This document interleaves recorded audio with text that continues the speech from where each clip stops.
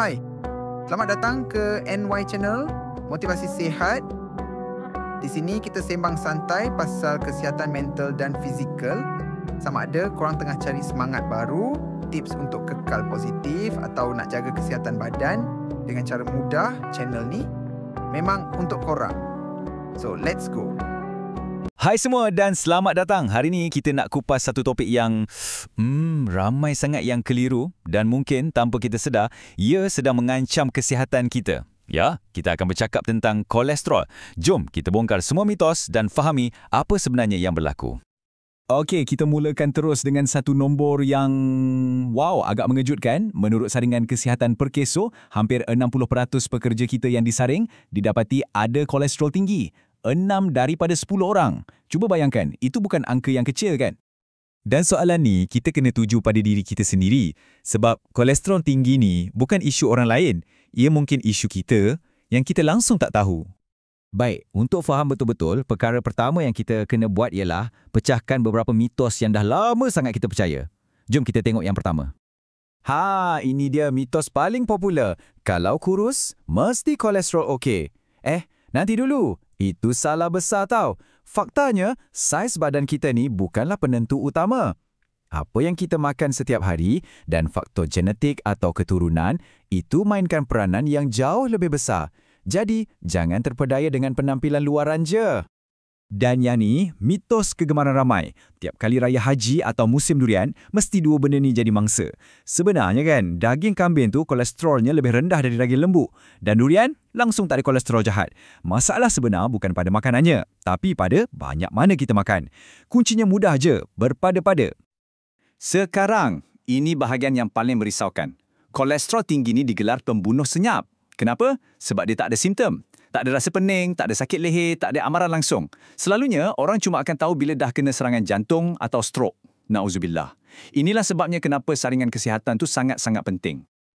Okey, dah settle bab mitos, jom kita kenal pula dengan watak-watak utama dalam drama kolesterol ni. Ada si baik dan ada si jahat. Pertama sekali, kita kena tahu yang kolesterol tu sendiri bukanlah musuh utama. Badan kita perlukan dia.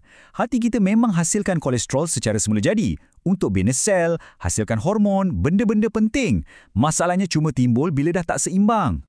Okey, bayangkan macam ni. Senang cerita. LDL, si jahat ni, dia macam lori yang hantar kolesterol ke seluruh badan. Kalau lori ni banyak sangat, highway dalam salur darah kita boleh sesak, boleh tersumbat. Manakala HDL, si baik ni pula, dia macam kru pembersihan. Dia akan kutip kolesterol yang berlebihan tu dan bawa balik ke hati untuk dibuang. Jadi matlamat kita, kurangkan lori, tambah kru pembersihan. Simple kan? Jadi, apa yang buatkan lori-lori LDL ni jadi banyak sangat atas jalan raya badan kita? Jom kita siasat punca-puncanya.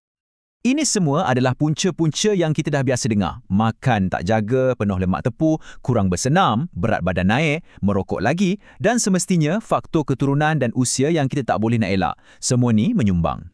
Tapi kan, ceritanya tak habis kat situ. Ada beberapa faktor tersembunyi yang mungkin kita tak pernah terfikir pun tapi boleh bagi kesan besar pada paras kolesterol kita. Pernah dengar pasal sleep apnea? Ia satu keadaan di mana nafas seseorang tu boleh terhenti-henti sekejap masa dia tidur. Ni bukan setakat berdengkur biasa ya, ini lebih serius. Dan apa kaitannya dengan kolesterol? Kajian dah tunjukkan bila kualiti tidur kita teruk macam ni, ia boleh ganggu cara hati kita proses lemak. Hasilnya, kolesterol jahat naik dan kolesterol baik pula turun. Nampak tak betapa pentingnya tidur yang lena? Satu lagi tabiat yang mungkin ramai antara kita buat, makan lewat malam. Kajian mendapati orang yang kerap makan lepas pukul 8 malam cenderung ada kolesterol dan tekanan darah yang lebih tinggi. Macam kita dah ganggu jam biologi badan kita sendiri.